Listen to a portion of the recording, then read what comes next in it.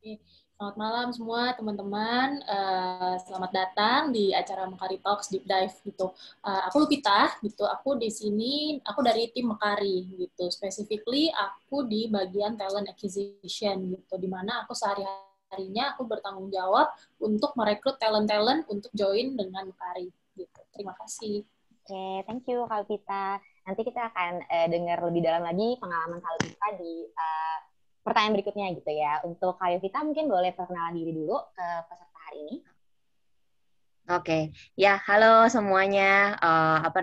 Makasih juga nih by the way udah luangin waktu malam-malam juga buat istilahnya ikut dalam sesi Mekari Talk juga di malam hari ini. Perkenalkan nama aku Yovita, aku Talent Acquisition Manager di cermati.com. Basically mungkin kalau yang nggak tahu Cermati itu kayak fintech startup gitu juga ya, mirip-mirip kayak Mekari juga gitu kan, startup juga.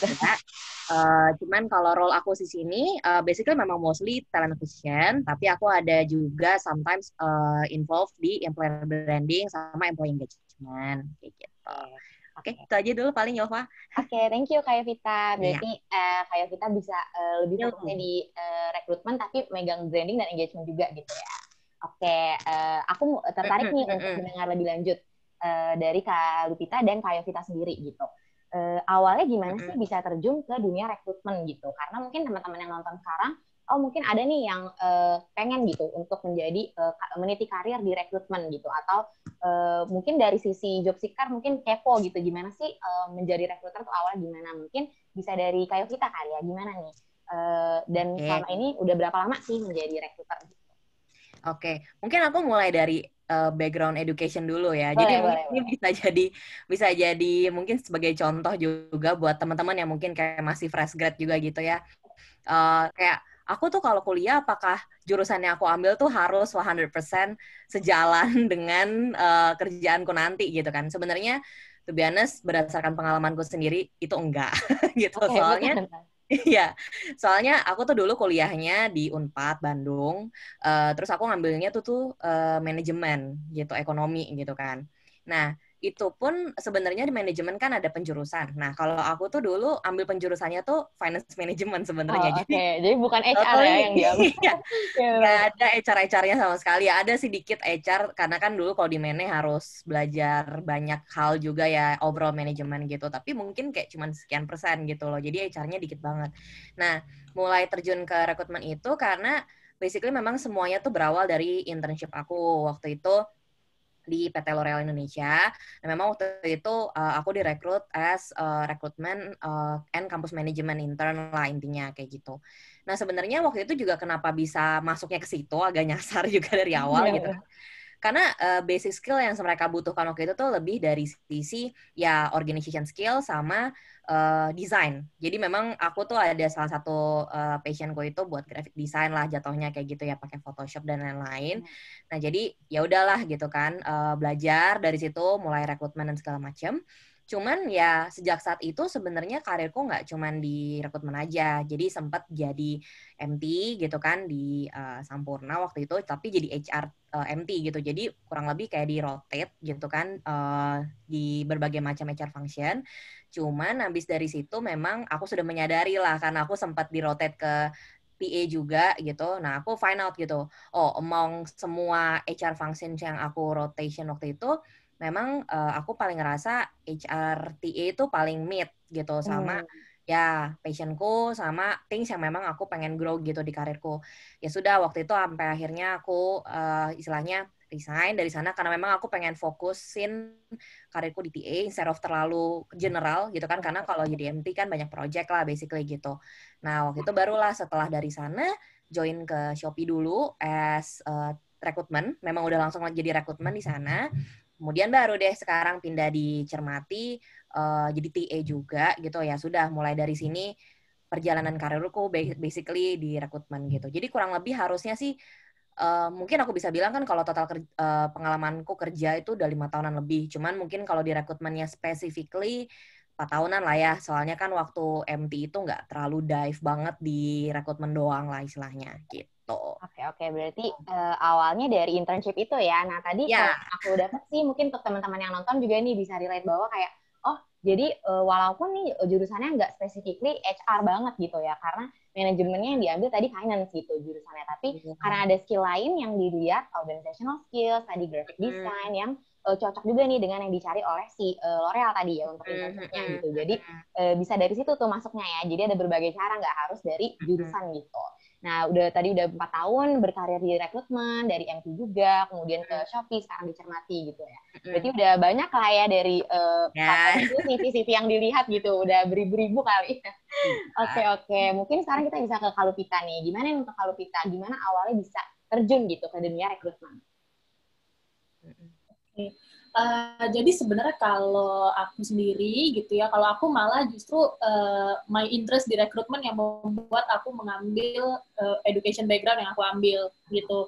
Jadi aku memang dari awal sudah mulai ada sedikit lah ketertarikan gitu ya di rekrutmen, dan mungkin pada saat itu aku posisinya masih di Indonesia, dan di Indonesia umumnya kayaknya orang-orang yang kerja di HR tuh umumnya ambil psikologi deh, pasti aku yakin hampir semua teman-teman yang ada di pasti kayak gitu ya, orang-orang yang ada di HR tuh pasti hampir semuanya ambil psikologi gitu, which is termasuk dengan aku, kenapa juga akhirnya aku memutuskan untuk ambil psikologi gitu. Nah, pada saat aku ambil psikologi, memang untuk pada saat aku S1, aku fokusnya itu lebih di research dan eksperimen gitu, karena aku pada saat itu aku masih mau open gitu, karena psikologi sendiri itu branch-nya ada banyak gitu ya, dan aku juga seorang psikolog gitu ya, tapi mamaku itu lebih ke klinis gitu. Jadi aku juga pada saat itu aku masih introduction gitu ya. Terus kemudian semakin aku belajar, terus aku merasa oke, sepertinya aku memang interestnya adanya di rekrutmen gitu, bukan di something yang mungkin lebih kayak clinical dan lebih science based gitu.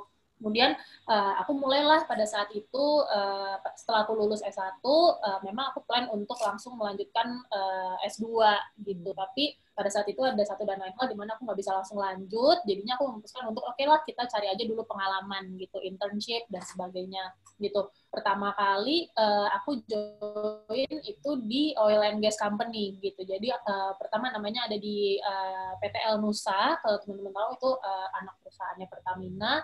Kemudian nggak lama aku join juga di ConocoPhillips gitu, itu juga perusahaan oil and gas gitu. Nggak lama dari situ aku join di Tokopedia gitu sebagai talent acquisition intern dan employer branding juga gitu, dimana itu sebenarnya pada saat aku di ConocoPhillips aku sudah mulai sedikit-sedikit terjun ke dalam rekrutmen, tapi karena di sana memang nggak banyak opportunity-nya ya untuk kayak mereka let's say hiring internship, mereka hiringnya lebih yang kayak senior level, jadi mungkin aku bantunya lebih ke teknis, kayak awal-awal tuh bantunya lebih ke bikin Google Calendar invitation gimana sih gitu, kemudian ketika kayak nyambut dan segala macam gitu. Terus kemudian pada saat aku join di Tokopedia itu memang jauh lebih mereka jauh lebih hands on ya untuk internnya. Jadi aku memang in charge langsung untuk handle almost all position untuk internship di Tokopedia gitu. Termasuk juga ketika aku sudah masuk ke ending itu aku sudah in charge juga untuk hire full time position gitu. Jadi banyak juga ada beberapa teman-teman di Tokopedia sampai saat ini masih full time. Nah, itu aku yang hire ketika aku masih jadi intern gitu. Nah, masuk ketika aku melanjutkan master aku di S2 itu aku ngambil namanya industri organisasi ya, mungkin kalau di sini, jadi namanya Organizational Industrial Psychology gitu. Jadi ini memang kita benar-benar fokus ke yang namanya business psychology itu gimana sih gitu, gimana sih pengaplikasian psikologi di organisasi sehari-hari gitu. Nah, ini kita memang lebih fokus ke hampir semua branch HR ya khusus. Jadi ada rekrutmen, mungkin performance review gitu ya, atau misalnya kayak kita, kalau teman-teman di sini mungkin banyak kan fresh graduate, jadi kalau misalnya kita kerja itu pasti kita juga akan ada review gitu. Kemudian sama employer branding tuh seperti apa sih gitu. Terus kemudian mungkin ada counseling juga dan sebagainya. Nah, semakin aku di situ, aku semakin merasa oke, kayaknya memang pengen fokus my career path itu di rekrutmen gitu. Kemudian pada saat aku masih kuliah, kebetulan aku juga dikontak lagi ya sama tim Tokopedia untuk aku freelance gitu, rekrutmen gitu, karena di sana kebetulan lagi ada kebutuhan dan aku juga nggak capable untuk ambil full time job. Jadi aku freelance sampai aku di Tokopedia aku freelance sampai aku kembali ke Indonesia, dan kemudian nggak lama kembali ke Indonesia, aku memang interview dengan beberapa company ya, dan kemudian aku akhirnya sign dengan Mekari sampai saat ini gitu. Nah, di Mekari sendiri saat ini aku memang responsible untuk beberapa divisi gitu ya, mostly sih sebenarnya lebih ke yang back office, jadi lebih kayak finance, HR, legal, terus kayak ada aku responsible juga untuk CEO office, produk, data, dan sebagainya. Mungkin nanti kita bisa ngobrol lebih lanjut. Betul. Oke. Berarti menarik ya kalau dari cerita Kak Lupita gitu. Kalau tadi Kak Yovita awal mulanya dari internship, kalau Kak Lupita justru kebalik ya, karena dari awal udah interest nih dengan rekrutmen. Jadi background-nya udah mulai dari psikologi gitu ya. Ke S2-nya juga organizational industrial, betul ya? Psychology gitu. Ya, betul.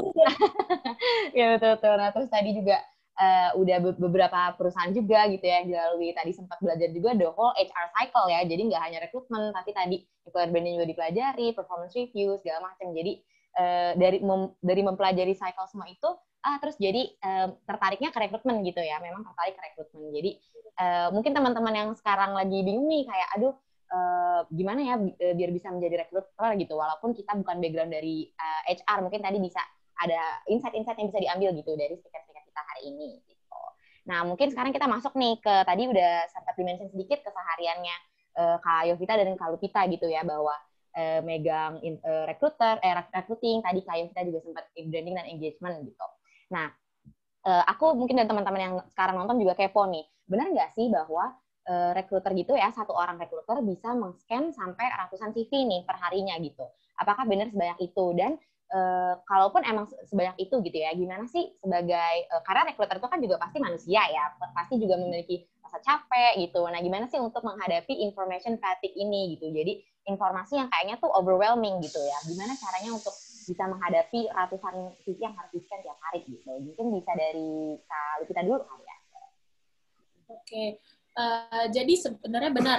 Jadi dalam satu hari itu memang kita bisa menerima atau kita bisa screening itu bisa ratusan CV. Sebenarnya tergantung berapa posisi yang pada saat itu kita buka gitu ya. Terus kemudian kayak seberapa banyak kandidat yang masuk juga tergantung dari seberapa besar sih, seberapa well known sih company-nya, kurang lebih kan seperti itu. Nah, pada saat mungkin aku bisa share sedikit pada saat aku masih di Tokopedia dulu, kita tuh bisa terima CV dalam satu hari bisa sampai 70-80 ribu CV gitu. Namun bisa ya, dan posisi yang dibuka itu maybe 200-300 mungkin segitulah, itu posisi yang kita buka. Jadi dibandingkan dengan lamaran yang masuk itu jauh banget rasionya gitu. Nah, gimana kalau aku tuh deal dengan information fatigue? Sebenarnya aku ada dua cara sih mainly ya. Yang pertama pastinya kita harus tahu kapan mau take a break gitu. Ini bisa dibagi, bisa tergantung individu masing-masing. Kalau aku sukanya misalnya saat ini aku lagi ngerjain, oke, gue punya 5 posisi gitu ya yang mau dikerjain hari ini. Oke, jadi kita screening buat posisi A, udah selesai, kita mungkin take 5-10 minutes break, bisa ngerjain yang lain, mungkin bikin, like I said, jadi bikin kalender, invite buat interview, atau misalnya memang kita ambil break gitu. Baru kita lanjut ke posisi yang lain, kita screening gitu. Cara yang lain, kalau aku pribadi, aku nyebutnya sih aku work as I go gitu ya. Jadi misalnya kayak aku ketika screening CV terus aku langsung lihat kayaknya kandidatnya potensial gitu. Nah, aku bisa langsung kontak dia gitu. Jadi antara aku email dia atau aku text dia atau aku telepon dia, dan kalau misalnya kira-kira dia punya waktu maybe 10-15 minutes gitu ya untuk ngobrol dengan aku, jadi aku juga bisa langsung sekalian screening. Nah, itu juga somehow itu sama aku ngeliat itu sebagai aku break atau istirahat gitu. Baru setelah itu kalau misalnya aku sudah selesai ngobrol sama dia, aku lanjut screen CV selanjutnya gitu sih. Oke.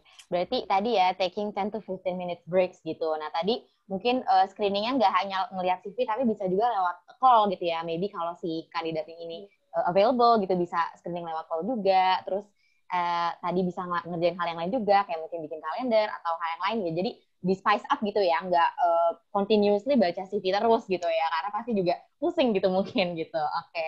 Untuk Kak Yovita sendiri nih, mungkin gimana? Apakah sama dengan Kak Lupita, taking breaks juga, atau ada hal lain yang bisa dilakukan untuk menghadapi information fatigue ini gitu? Oke, sebenarnya sih pasti mirip-mirip sama Lupita juga ya. Cuman mungkin aku nambahin deh gitu. Tadi kan Lupita bilang kayak dulu di Tokopedia bisa sampai 17.000 CV gitu yang diterima. Kenapa sih bisa sampai kayak gitu? Soalnya kalian bayangin aja kayak tadi ada sekian puluh atau ratusan role yang memang kita buka.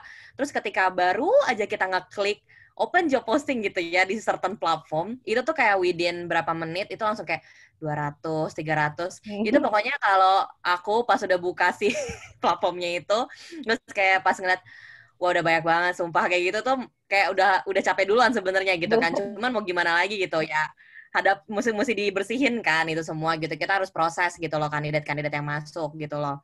Nah, memang pasti pas awal-awal overwhelm gitu. Maksudnya even dulu waktu aku intern juga itu kan sama ya kurang lebih waktu di L'Oreal juga kayak aku kalau dulu sih nggak sampai kayak Lupita ya.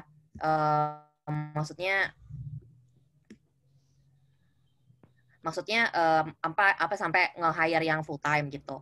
Kalau di aku dulu waktu di L'Oreal tuh kita diminta buat nge-handle sesama intern. Jadi kayak aku tuh nge-hire buat yang intern batch selanjutnya, kayak gitu lah jatuhnya. Nah cuman sama gitu, kayak yang apply kan kayak bisa banyak banget gitu. Terus pas awal-awal aku juga kayak wow gila ya ini kayak sehari banyak banget gitu loh CV yang masuk. Terus kan panjang semua itu tulisan gitu kan CV istilahnya gitu. Jadi istilahnya ya memang sih waktu itu awal-awal pasti capek, pasti sampai kayak benar-benar overwhelmed banget. Cuma percayalah itu semuanya bisa istilahnya dibiasain gitu karena memang harus learning by doing sih semuanya gitu. Jadi eventually kayak kalau misalnya sekarang udah kebiasaan kayak gitu, maksudnya emang harus nge-review CV sampai ratusan atau ribuan setiap harinya. Aku biasanya caranya mungkin mirip kayak Lupita, cuman kalau aku tuh kayak aku selesain dulu nge-reviewin satu role gitu. Istilahnya mungkin kalau aku lihat yang by numbers ya say nggak yang kalau pagi-pagi gitu nggak terlalu banyak banget. Terus habis itu nanti kalau misalnya itu udah selesai, kalau misalnya aku masih punya waktu luang gitu sebelum mungkin meeting atau apa lain dan sebagainya, aku lanjut dulu nih ke yang role selanjutnya yang perlu dibersihin gitu. Nah, tapi kalau misalnya udah udah sampai 2 role itu maksimum banget, aku biasanya bakal ngerjain yang lain dulu sih gitu. Jadi either itu ya kayak tadi Lupita bilang interview kandidat dulu, phone gitu kan ya. Atau memang kayak misalnya nih aku lagi ada event nantinya di kantor gitu. Yaudah deh aku bikin planning event dulu gitu kan. Atau ngerjain pendingan project yang lain-lain kayak gitu dari manajer-manajer yang lain atau gimana kayak gitu. Jadi itu buat ngebalance sih sebenarnya karena in the end of the day kan meskipun recruitment is just istilahnya ya basically hiring end to end gitu, tapi komponen dalamnya tuh kan banyak banget. Jadi kayak kerjaan tuh pasti macam-macam gitu. Jadi sebenarnya kerjaan yang macam-macam itu tuh bisa dijadiin sebagai pengalih lah gitu supaya kita tuh nggak terlalu capek cuman dan bosen sih sebenarnya lebih tepatnya capek dan bosen sih gitu soalnya kan kayak ngeliatin bentukannya kayak gitu terus gitu kan istilahnya bosen juga gitu jadi istilahnya tuh bisa jadi pengalih juga karena kan istilahnya kita bisa sambil nyelesain kerjaan yang lain juga sih intinya kayak gitu. Oke. Berarti tadi ya kurang lebih sama gitu seperti kalau kita. Cuma kalau dari Kak kita sendiri mungkin bisa ngerjain hal yang lain kayak job desk dari kalau kita yang lain gitu ya. Maybe kayak planning event yang tadi atau interview kandidat juga gitu dalam by phone gitu ya. Jadi karena tadi ada beratus-ratus atau bisa jadi beribu-ribu juga gitu ya setiap hari yang masuk tadi. Baru buka nih start job posting langsung 200 gitu ya. Jadi mungkin tadi poinnya juga yang aku dapat bahwa harus getting used to ya. Jadi karena mungkin ketika pertama kali wah overwhelming banget nih gitu. Tapi ketika udah tahu nih ritmenya kayak gimana sih gitu dan udah tahu cara yang pas gitu, metode yang pas untuk screening tanpa information fatigue kayak taking break dan lain-lain. Jadi bisa lebih efektif gitu ya untuk membersihkannya itu tadi gitu. Nah, aku mau ingetin lagi nih mungkin untuk teman-teman yang lagi nonton, kalau ada pertanyaan yang ingin disampaikan boleh banget langsung taruh di Q&A box gitu. Nanti akan kita jawab di akhir sesi. Oke. Moving on ke pertanyaan berikutnya nih. Tadi udah sempat di-mention juga sama Kak Yovita bahwa banyak banget CV yang udah dilihat nih dalam setiap harinya gitu ya. Dan kayaknya tuh sama-sama aja gitu ya bentuknya. Jadi sometimes juga boring gitu. Nah, aku punya pertanyaan nih menurutku cukup menarik gitu ya bahwa mungkin pasti teman-teman sekarang yang nonton juga mengerahkan segala cara biar CV-nya stand out gitu ya. Karena mungkin kita juga berpikir gitu sebagai job seeker, pasti nih rekruternya banyak banget nih yang CV yang harus lihat tiap hari. Jadi punya aku harus stand out gitu. Nah, aku penasaran nih dari kalau kita dan Kak Yovita sendiri selama nge-screening CV nih, pernah nggak sih bertemu gitu ya, melihat CV yang stand out gitu, tapi in a good way atau in a bad way justru gitu, kayak ini stand out, memorable, tapi jatuhnya malah jadi negatif gitu memorable-nya. Boleh mungkin dari kalau kita dulu ya, gimana sih gitu, CV-CV yang stand out, teknik-teknik yang bagus dan yang kurang gitu. Jadi sebenarnya ini pertanyaannya menarik sih gitu ya. Bener banget sama yang dibilang Yova gitu ya. Jadi buat teman-teman istilahnya baru memulai mau mencari pekerjaan, please remember kalau being memorable itu is not always good gitu ya. Jadi teman-teman belum tentu, mungkin teman-teman memorable, tapi ini pengalaman aku pribadi ya, mostly CV yang aku ingat itu adalah CV-CV yang istilahnya lucu gitu, atau CV-nya unik, ya sampai kita bisa sampai kok bisa ya dia nulis kayak gitu di CV-nya gitu loh. Jadi apa namanya, ya jadi please keep that in mind gitu. Nah, mungkin kalau bicara apa sih kira-kira tips and trick gitu ya yang bisa bikin stand out, kalau dari aku pribadi, kalau yang menurut aku bisa bikin CV itu stand up in a good way, pertama, teman-teman include achievement kalian. Kalau misalnya kalian sudah punya misalnya sudah punya pengalaman untuk internship, atau misalnya kalian ada pengalaman di organisasi, mungkin kalau di perkuliahan ya, kalian banyak pengalaman di organisasi dan sebagainya, jangan hanya ngelis apa yang kalian lakuin gitu. Contoh, misalnya kayak aku, mungkin pada saat aku tulis di CV gitu ya, pada saat aku sebagai recruiter, apa sih responsibility-nya hiring untuk tim finance, titik gitu ya. Jadi kalau aku akan rekomend teman-teman untuk apa sih yang udah teman-teman buat, kayak seberapa impactful sih kalian di job kalian gitu. Jadi misalnya responsible hiring untuk tim finance gitu. Jadi close all position di tim finance gitu. Jadi itu adalah achievement kalian gitu. Jadi kita bisa ngelihat seberapa impactful sih, seberapa ngefek sih kalian ada di tim kalian saat itu gitu. Kemudian untuk yang kedua, CV-nya clean, concise, terus tailor to the job gitu. Jadi kalau misalnya apa sih artinya tailor to the job gitu? Jadi teman-teman membuat CV yang memang relevan dengan pekerjaan yang akan teman-teman apply gitu. Satu pengalaman aku yang lucu gitu ya, aku waktu itu pernah ngelihat CV dia sampai ngelis apa namanya pengalamannya gitu ya, mungkin ini bisa relevan, tapi pada saat itu untuk job yang di-apply kurang relevan gitu. Jadi dia apply kalau aku nggak salah itu untuk posisinya analis, tapi kemudian terus dia list dia pernah join di Karang Taruna RW sekian RT sekian, dia sampai nulis detail ya. gimana. Itu memorable ya, aku sampai bilang aku masih ingat sampai sekarang gitu. Itu memorable dan tidak berarti aku proses juga. Oke, betul. Jadi make sure all information yang teman-teman include itu pastinya relevan gitu. Kemudian apa sih mungkin yang kurang baik gitu ya, atau mungkin less preferable menurut aku. Pertama menurut aku yang cukup penting itu adalah pada saat teman-teman ngelis skill apa yang kalian punya gitu. Most of the time ini adalah teman-teman suka nulis kayak ini jatuhnya self judge gitu. Contoh misalnya kalian suka nulis Microsoft Office 75% gitu. Terus kemudian kayak communication skills 80%. Nah, unfortunately skill-skill seperti ini adalah skill yang hanya bisa dinilai oleh orang lain gitu. Jadi ketika teman-teman menulis seperti itu, rekrutmen atau rekruter akan mempertanyakan gitu, dari mana nih dia bisa ngelihat kemampuan dia sekian gitu. Kecuali teman-teman memang sudah let's say ambil ujian atau ambil tes yang memang bisa mengkonfirm bahwa skillnya sekian persen, it's okay. Tapi kalau enggak, menurut aku lebih baik teman-teman cukup di state aja skillnya dan make sure itu adalah yang relevan ke job yang teman-teman apply gitu.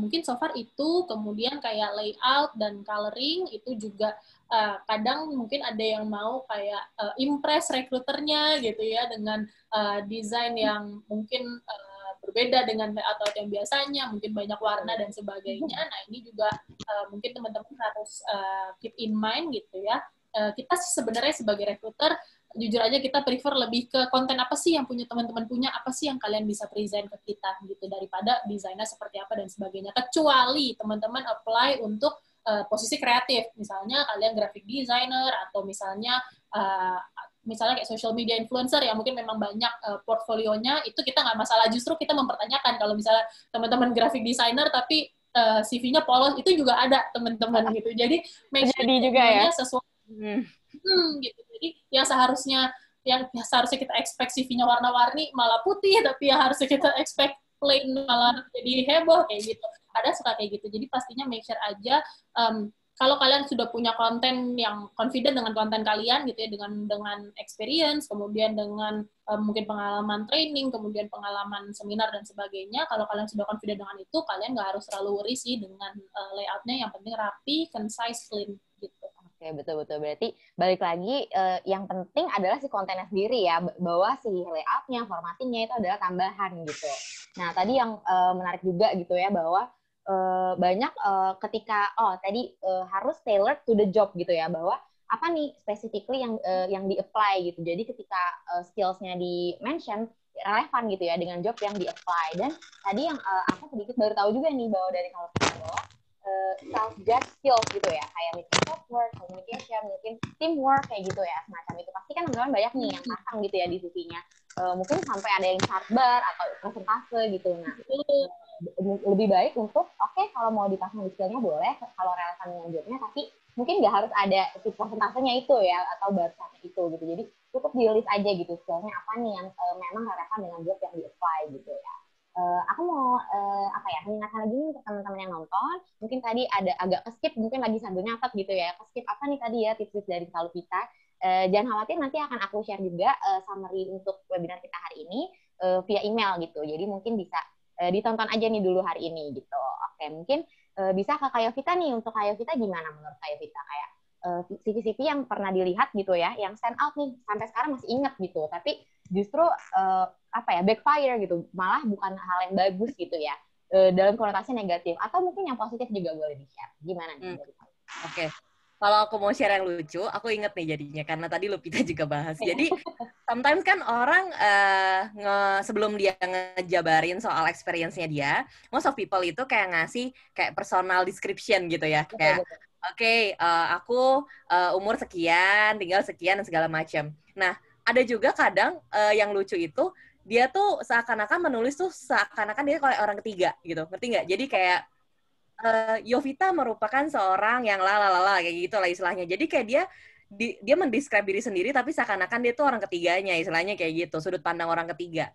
Nah, itu aku bacanya jadi lucu sih. Sampai sekarang juga aku kayak, kenapa ya dia sampai istilahnya sampai nulis kayak gini juga gitu loh, gitu kan. Nah, sebenarnya aku nggak bilang itu salah gitu ya. Maksudnya mungkin di beberapa company memang ada yang even prefer si kandidatnya ini tuh nge-describe tentang dirinya dia kayak gitu, whether misalnya dia umurnya berapa dan lain sebagainya gitu loh. Tapi in most companies, terutama kalau untuk di beberapa company yang udah aku kerja sebelumnya itu, actually kayak nggak terlalu, misalnya penting nggak penting lah hal-hal kayak gitu gitu loh. Jadi kayak disingkat aja gitu ya. betul, disingkat aja, kayak soalnya kita kan kayak lebih nge-highlight dan pengen ngelihat bahwa di CV itu tuh pengalamannya dia tuh relevan dengan pekerjaan yang lagi di-apply itu tadi gitu. Jadi will be very much appreciated kalau misalnya si kandidatnya ini tuh lebih nge-highlight poin-poin yang dari pekerjaan dan pengalamannya dia aja gitu loh, instead of kayak ngejelasin soal job personal information-nya dia lah istilahnya kayak gitu.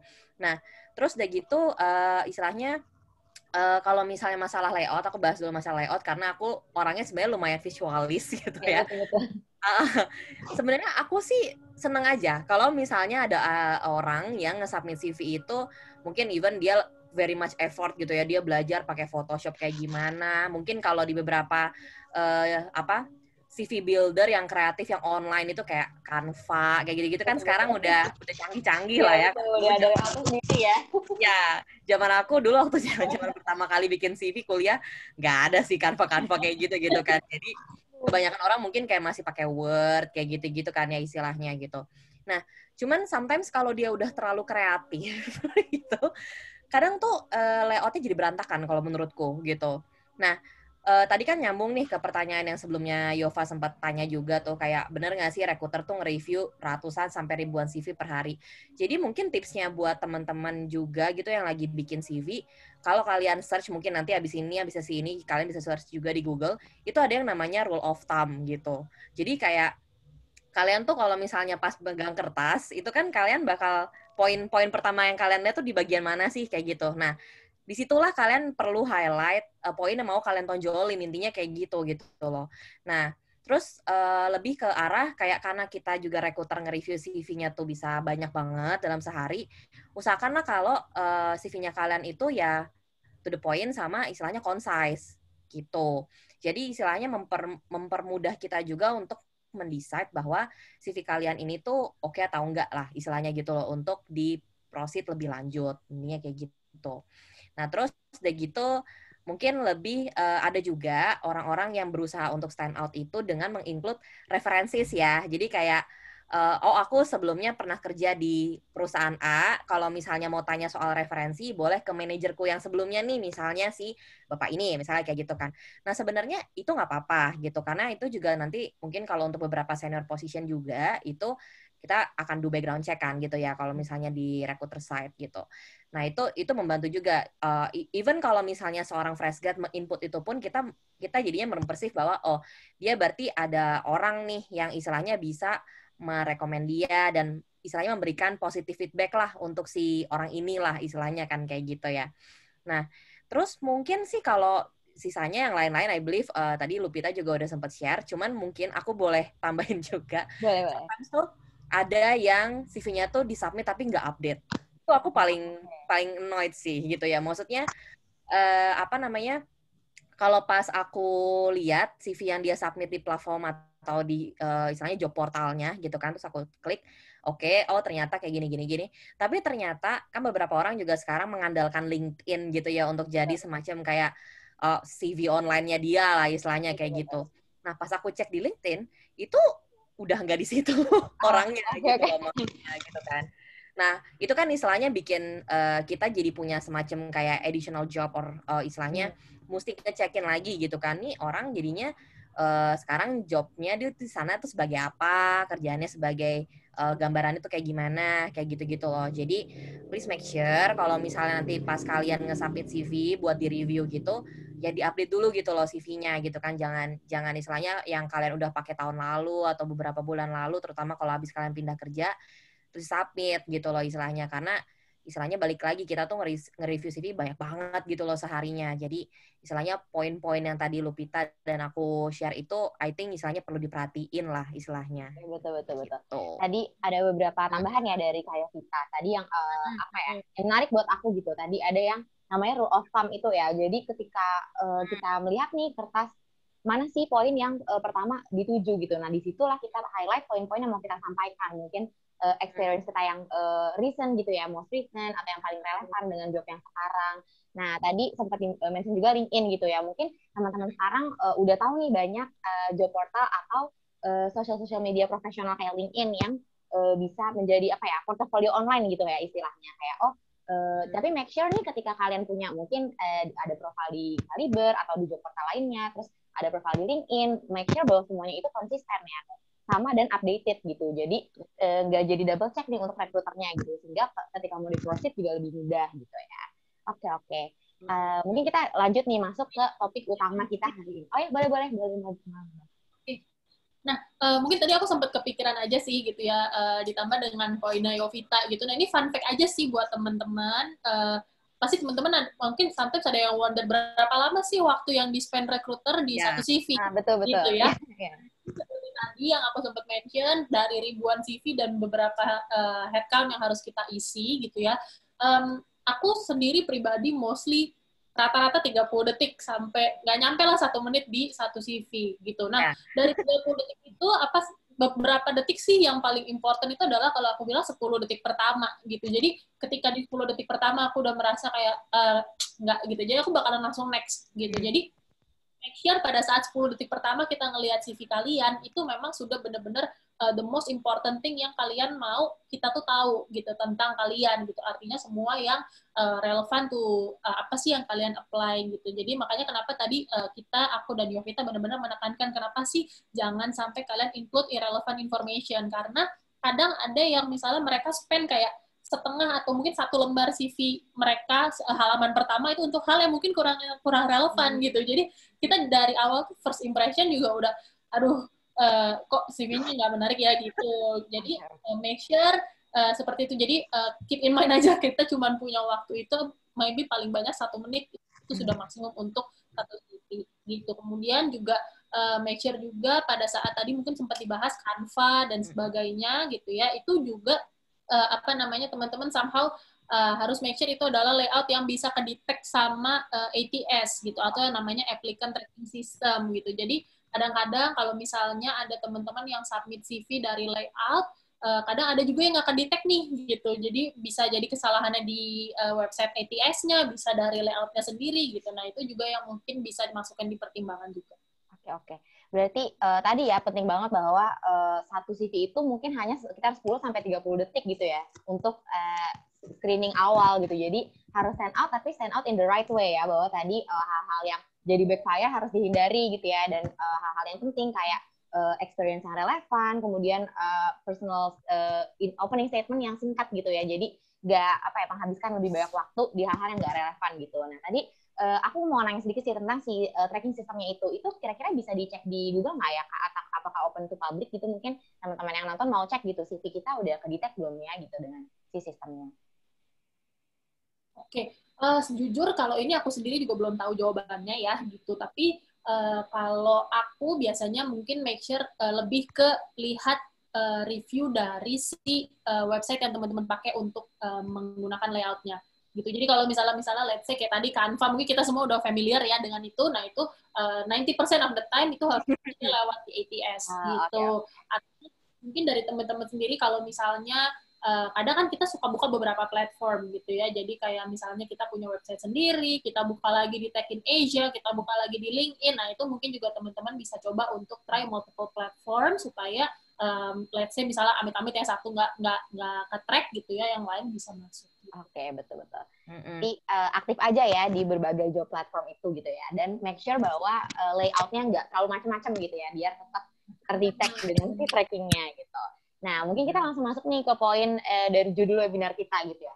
Miskonsepsi terhadap CV yang bagus. Jadi, mungkin ada beberapa asumsi gitu ya di luar sana. Kayak, CV yang bagus harus A, B, C, D. Nah, mungkin kita bahas nih satu-satu dari beberapa asumsi yang menurutku kayaknya nih banyak nih yang berpikiran yang sama gitu ya. Bahwa, mungkin kita langsung masuk ke miskonsepsi yang pertama nih. Bahwa sebuah CV yang bagus itu harus ada fotonya. Nah, benar nggak sih sebuah CV itu harus mencantumkan foto diri si orangnya, kandidatnya gitu. Menurut mungkin dari Kayo kita gitu. Menurut Kayo kita sendiri gimana? Jawabanku sih sebenarnya perlu nggak perlu. Cuman most of the time sebenarnya nggak perlu sih kalau bagiku ya gitu. Lebih ke nggak perlu ya? Iya gitu, lebih condong ke diriku sih nggak perlu. Kenapa sih? Soalnya karena personally menurutku itu kalau nggak mencantumkan foto itu sebenarnya untuk menghindari bias gitu. Maksudnya sekali lagi kita tuh ngelihat orang itu kan bukan dari looks, bukan dari istilahnya the way istilahnya dia kayak posing or misalnya fotonya dia bagus apa enggak dan lain sebagainya gitu loh. Kita cuma lihat dia itu dari skills sama experience-nya dia istilahnya gitu. Nah, tapi pun memang balik lagi, mungkin tadi kan Lupita juga udah sempat mention beberapa kali. Itu tergantung semuanya dari role yang mereka apply gitu. Jadi for say, let's say nih waktu dulu aku di Shopee, kita ada open buat KOL, jadi kayak key opinion leader, kayak gitu kan. So basically yang kita hire di situ ya macam-macam kayak selebgram, macam-macam kayak influencer, kayak gitu-gitu ya. Nah, kalau misalnya kayak gitu, of course, kalau misalnya kalian mau cantumin CV, is a must gitu. Kenapa kan? Soalnya ya, you're gonna be istilahnya orang yang di look up sama istilahnya media-medianya di Shopee lah, lain sebagainya gitu loh. Jadi pasti some kind of point yang terkait dari sisi look sama orangnya itu mukanya kayak gimana dan segala macam itu ada poin tersendiri lah istilahnya gitu kan di jobnya itu gitu loh. Tapi kalau for general positions like analis atau misalnya kayak engineers even gitu ya, terus kayak misalnya produk atau yang lain lah kayak gitu, actually enggak sih kayak gitu. Jadi istilahnya nggak perlu terlalu banyak put effort untuk hal-hal yang seperti itulah kalau misalnya untuk beberapa posisi yang general gitu. Cuman mungkin kalau tips buat teman-teman yang memang pada dasarnya lebih suka nyantumin foto, karena to be honest di CV-ku sendiri aku ada foto sih kayak gitu ya. Cuman ya paling make sure itu fotonya tuh yang proper. Foto yang proper tuh kayak gimana sih? Biasanya itu yang background-nya putih kayak gitu loh. Jadi kayak itu kan formal-formal aja ya, maksudnya kalau misalnya putih gitu. Terus kalau misalnya tanya, mesti nggak sih kayak foto, pas foto gitu ya, yang kayak foto tegang gitu ya? ya, yang kayak lurus doang kayak gitu, atau misalnya pakai bajunya harus formal, misalnya pakai kemeja dan lain sebagainya. Actually enggak, kayak gitu. Jadi back again, itu lebih kayak gimana kalian bisa provide foto yang istilahnya proper tuh kan artinya banyak ya, maksudnya mungkin kayak ya at least kayak pencahayaannya bagus, bukan foto-foto yang burem-burem atau gimana kayak gitu kan. Terus pakai bajunya nggak harus formal tapi rapi gitu. Asin kayak ya bukan yang kaos-kaus amat atau gimana lah kayak gitu ya. Even ya, tapi kalau misalnya saya kalian apply ke engineer, terus kalian apply CV pakai foto dan fotonya itu kaos gitu, ya masih nggak apa-apa sih. Soalnya kayak mostly kayak role engineer yang kayak di tempatku gitu ya, mereka juga sehari-harinya pas kerja di kita itu kan pakainya casual ini ya, casual outfit gitu. Jadi ya, jadi kayak it doesn't matter gitu kalau misalnya kalian mau pakai kayak gitu. Tapi mungkin kalau misalnya ditanya sendiri, sebenarnya sih nggak perlu gitu, karena istilahnya itu lebih untuk menghindari bias aja, istilahnya gitu. Oke. Berarti tadi intinya adalah sebenarnya nggak perlu nih, cuman kalau emang mau dipasang harus diperhatikan juga ya property-nya gitu ya. Jadi apakah proper sesuai dengan job-nya gitu ya. Karena tadi aku sempat kepikiran juga sih, mungkin ketika nggak harus nih, nggak relevan dengan job-nya gitu ya. Mungkin bisa si space untuk fotonya itu bisa dipakai untuk space lain ya, mungkin informasi lain yang lebih relevan gitu job yang di-apply gitu, sehingga memanfaatkan space sedemikian mungkin biar paling efektif nih, karena tadi kalau kita udah bilang bahwa cuma 30 detik nih untuk di screening, jadi harus bisa mungkin efektif gitu ya si info yang ditaruh. Nah, menurut kalau kita sendiri gimana nih? Harus nggak Kak pakai foto gitu menurut kalau kita? Oke, jadi kalau aku pribadi sih, Yova, kalau dari aku memang lebih ke tidak perlu gitu ya. Jadi mungkin sedikit share aja sama teman-teman. Aku daripada saat aku kuliah baik S1 dan S2, ini aku spend my time itu di Amerika Serikat gitu. Nah, di mana di sana adalah racial discrimination gitu ya, atau bias itu adalah something yang kita encounter tuh hampir setiap hari gitu. Apalagi kita adalah minority gitu. Jadi emang di sana itu sangat ditekankan untuk di CV atau resume itu tidak boleh mencantumkan foto sama sekali. Tidak hanya foto, ini juga teman-teman mesti keep in mind. Jadi lebih kayak umur gitu ya, kemudian religion, mungkin ada yang suka include tuh full biodata. Tadi mungkin aku sempat mention ya, kadang suka ada yang mention tingginya berapa, beratnya berapa, agamanya apa dan sebagainya. Nah itu juga most of the time itu betul, suku, ethnicity dan sebagainya itu mostly itu nggak relevan gitu. Dan itu memang seperti yang tadi Yova sempat mention di awal ya, recruiter itu kan juga manusia gitu. Jadi memang kita tidak terlepas dari hilaf gitu ya. Kadang juga bias gitu. Nah ini pengalaman aku pribadi, aku pernah melihat aku dapat CV gitu ya, dan dia memang mencantumkan foto, dan fotonya itu aku nggak tahu, mungkin dia entah lagi ikut demo atau lagi ikut apa yang demo mahasiswa itu loh, dan dia mencantumkan fotonya itu dia mukanya tuh dibungkus dengan tisu gitu, jadi kayak mumi gitu ya. Dan I'm very sorry to say, tapi bapak itu akhirnya aku akhirnya discuss dong sama tim aku gitu, gimana nih gitu, dan akhirnya kayak wah rada ngeri sih sebenarnya gitu ya, dan akhirnya kita memutuskan untuk tidak proceed dengan application itu. Jadi itu memang bisa backfire gitu teman-teman. Tapi seperti yang sudah sempat di-mention sama Yovita, kalau misalnya pasti ada pekerjaan-pekerjaan yang memang membutuhkan untuk ada foto gitu. Contoh apa sih selain tadi mungkin dari KOL, mungkin kayak teman-teman apply di frontliner gitu sebagai resepsionis atau misalnya flight attendant gitu ya, jadi pramugari atau pramugara sudah pasti gitu. Kemudian kayak SPG dan sebagainya. Nah itu juga mungkin bisa pastinya kita butuh orang yang punya strong appearance gitu. Nah tapi kalaupun dengan posisi-posisi ini aku tetap tidak rekomen mencantumkan di CV gitu. Tapi aku memang rekomen taruh sebagai lampiran aja gitu. Jadi setelah CV biasanya kita suka ada lampiran baik portfolio dan lain-lain. Nah itu di mana teman-teman bisa lihat bisa mencantumkan foto kalian gitu sih. Berarti tadi ya tipsnya selain tadi kata kayak Vita, kalaupun mau ditampilkan foto harus yang proper. Tadi kalau kita juga tambahkan mungkin lebih baik untuk di attachment aja gitu ya. Jadi nggak di dalam CV-nya itu sendiri, tapi sebagai attachment gitu ya. Biar bisa lebih fokus juga nih ketika screening CV dan nggak terjadi bias itu ya, yang mungkin susah juga untuk dihindari gitu.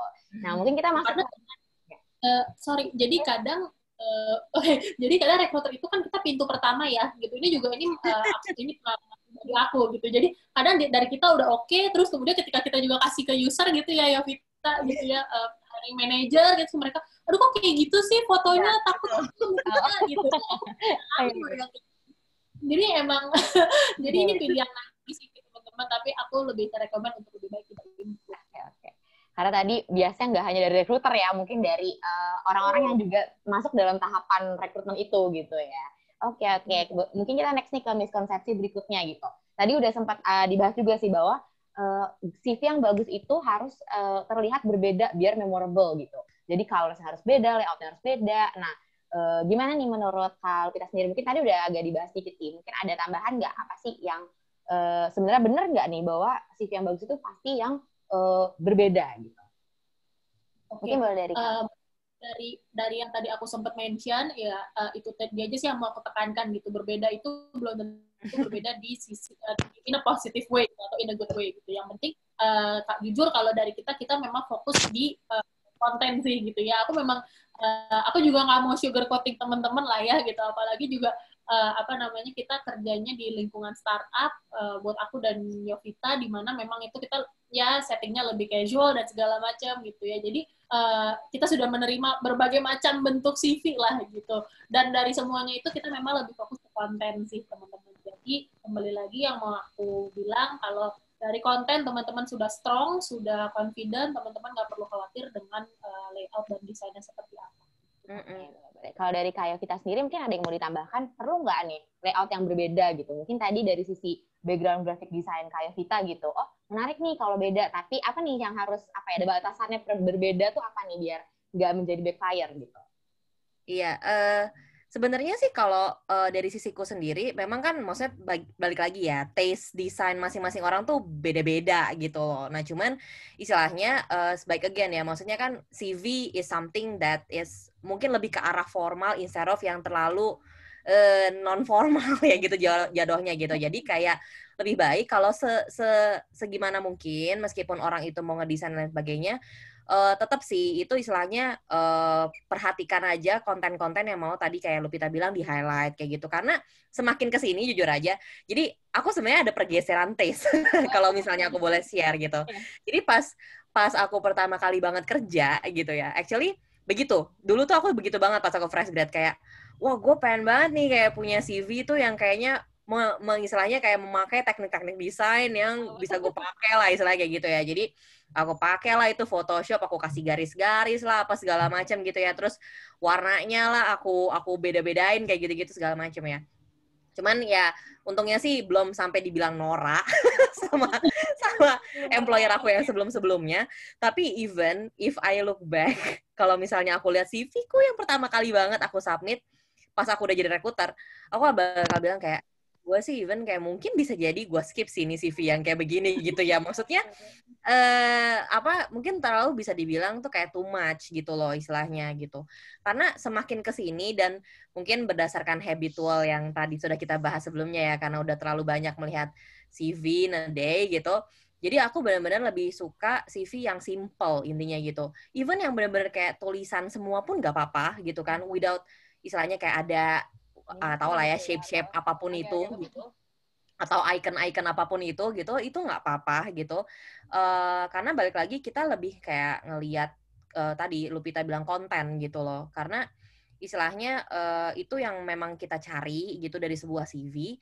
Cuman ya kembali lagi kalau misalnya teman-teman mungkin kayak mau nonjolin design skill gitu, kayak dulu waktu aku pertama kali apply di L'Oreal juga kan itu mereka lumayan cari orang yang bisa punya graphic design gitu ya. Nah mungkin mereka bakal ngelihat juga dari situ kayak wah si Yovita nih nge-apply CV-nya itu standar-standar doang atau istilahnya pakai teknik-teknik kayak gitu loh.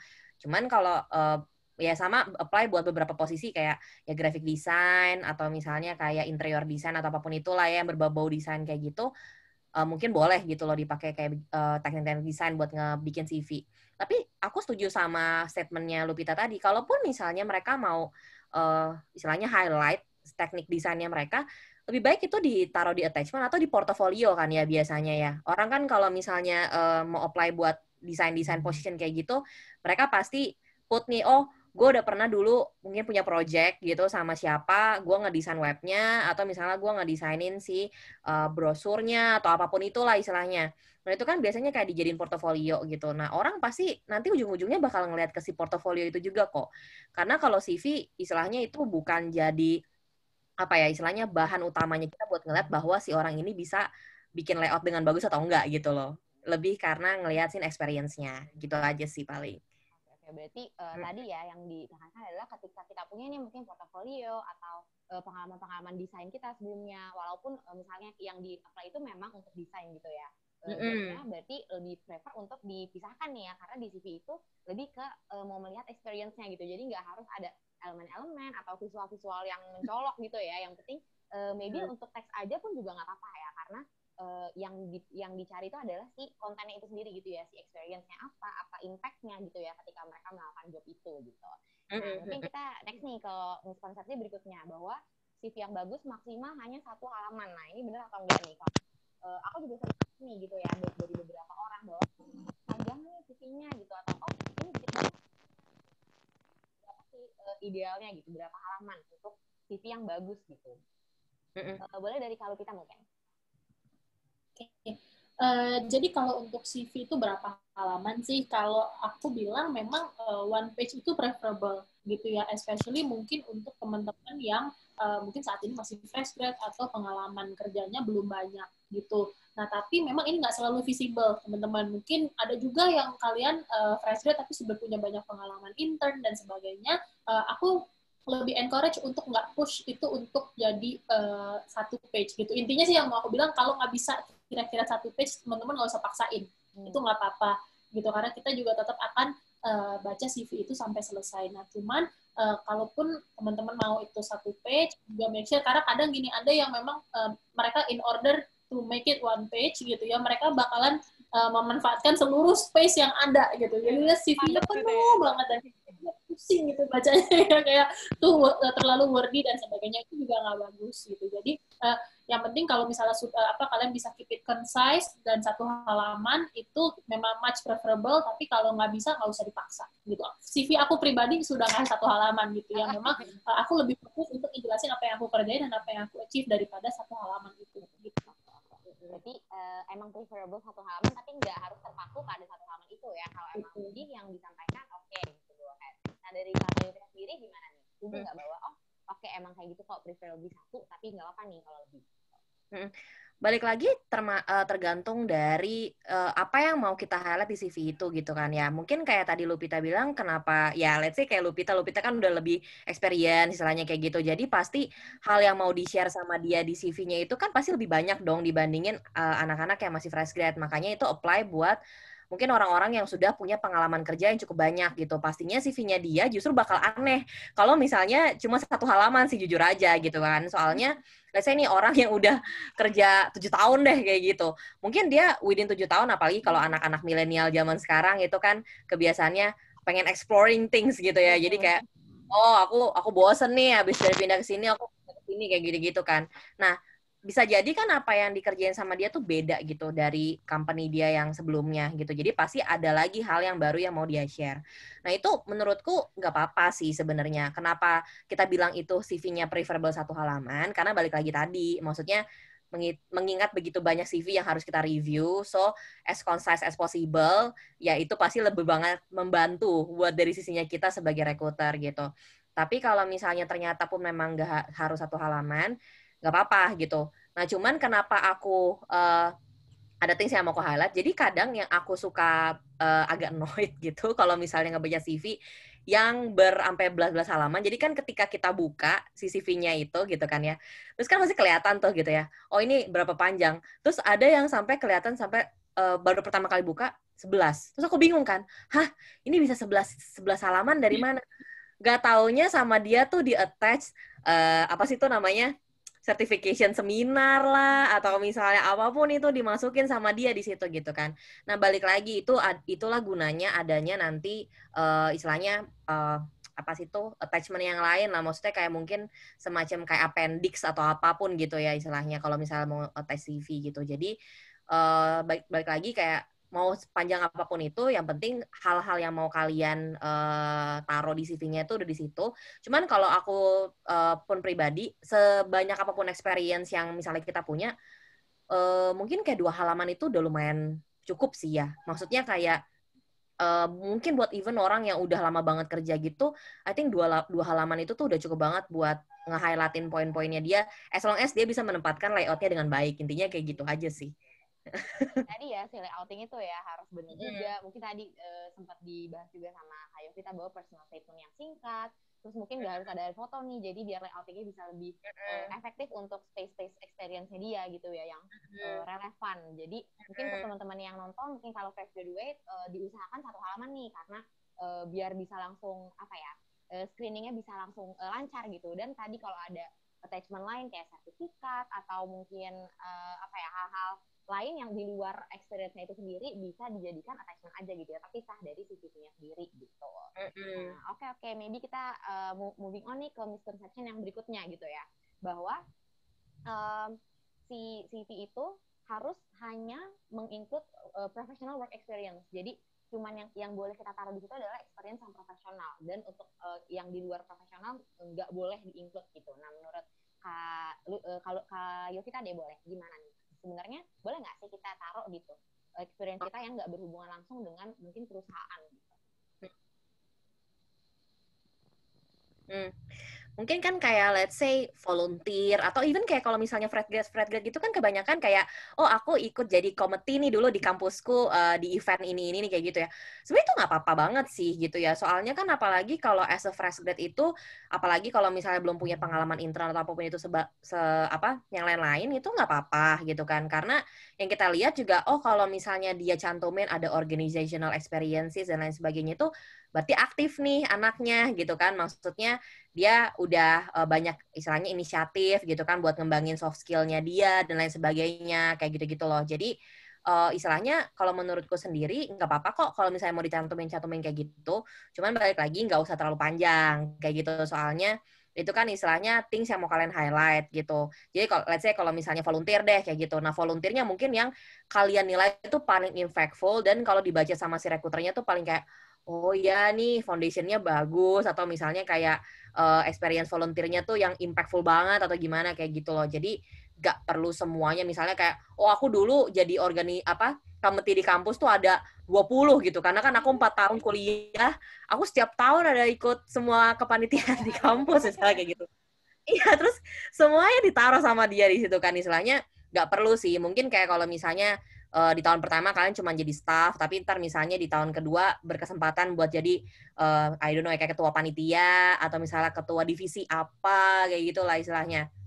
Nah, itu boleh kalian taruh gitu. Tapi baik again nggak usah terlalu panjang gitu. Oke, berarti boleh nih kalau di luar professional work experience kayak organisasi atau kepanitiaan, volunteer, mungkin yang di luar kampus gitu, asalkan tadi nggak terlalu panjang dan kalau bisa relevan ya dengan si job yang di-apply. Tapi mungkin kalaupun nggak exactly relevan, oke, fine, untuk menunjukkan kayak anak ini inisiatif gitu ya, dan aktif juga untuk mengembangkan soft skill-nya dia gitu. Nah, menurut kalau kita sendiri gimana nih? Better nggak untuk kita taruh hal-hal yang di luar work experience gitu? Oke, jadi mungkin yang pertama yang mau aku highlight ya, jadi di dunia rekrutmen itu sangat banyak gray area-nya gitu. Jadi apa yang kita apply di satu hal belum tentu applicable di hal lain gitu. Nah, unfortunately untuk ini juga jawabannya sama. Menurut aku it depends, tergantung gitu ya. Jadi buat aku kalau misalnya teman-teman mungkin seperti yang tadi Yovita sempat mention, apalagi yang masih fresh grade, pengalaman kerjanya belum begitu banyak dan segala macam, kita sih open ya untuk teman-teman bisa include pengalamannya itu. Sama, aku juga pernah encounter CV yang kayak Yovita gitu ya, dimana dia benar-benar list semua pengalaman dia gitu ya. Di tahun ini ada berapa kali jadi panitia dan segala macam, itu nggak perlu sebenarnya. Benar, aku setuju yang paling impactful, yang teman-teman paling kontribusinya banyak di situ, itu mungkin teman-teman bisa include gitu. Tapi nanti ketika teman-teman sudah punya pengalaman kerja, let's say 2 tahun, menurut aku 2,5 tahun, itu sudah oke untuk teman-teman menjadikan itu sebagai hal yang optional gitu. Jadi lebih baik fokus ke job description yang atau misalnya apa yang teman-teman lakuin di pekerjaan kalian gitu. Nah, mungkin ini sedikit out of topic dan aku nggak mau ini mungkin lebih kayak discourage atau sebagainya, tapi memang aku pribadi kalau teman-teman saat ini mungkin masih kuliah gitu ya, atau misalnya udah mau lulus, aku memang lebih sarankan teman-teman yang mungkin belum punya pengalaman kerja sama sekali untuk start cari internship gitu ya, karena memang pengalaman intern, pengalaman magang itu memang lebih strong indicator untuk teman-teman bisa impress recruiter gitu daripada kegiatan di organisasi gitu. Istilahnya kegiatan di organisasi itu nice to have gitu ya, tapi tidak harus gitu. Tapi sedangkan pengalaman-pengalaman yang pada saat intern atau magang itu memang jauh lebih berharga.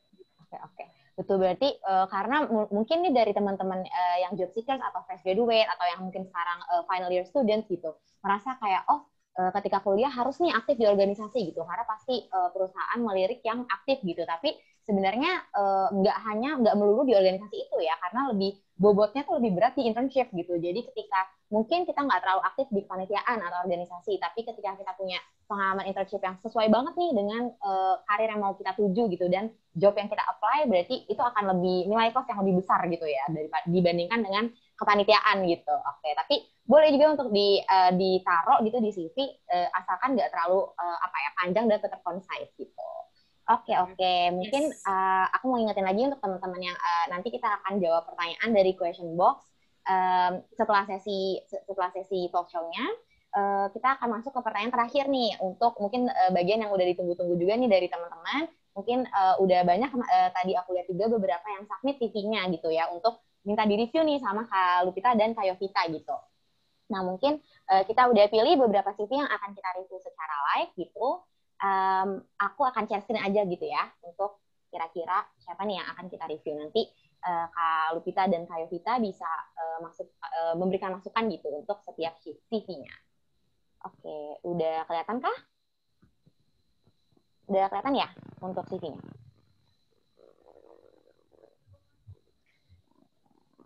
Nah, oke. Untuk Hanindita Ashifa nih, mungkin lagi nonton juga nih orangnya sekarang. Boleh aku agak scroll aja ya. Kelihatan dengan jelas ya, Kak, untuk CV-nya? Oke. Mungkin boleh dari Kak Yovita nih, apa nih masukannya untuk, mungkin boleh di point out dulu, apa nih yang bagus gitu dari CV ini, yang bisa dicontoh oleh teman-teman yang lagi nonton gitu. Kayak, ini udah bagus gitu. Oke, menurutku sih ini lumayan lengkap ya. Maksudnya dia udah cantumin education-nya dia, terus udah gitu pengalaman kerjanya dia.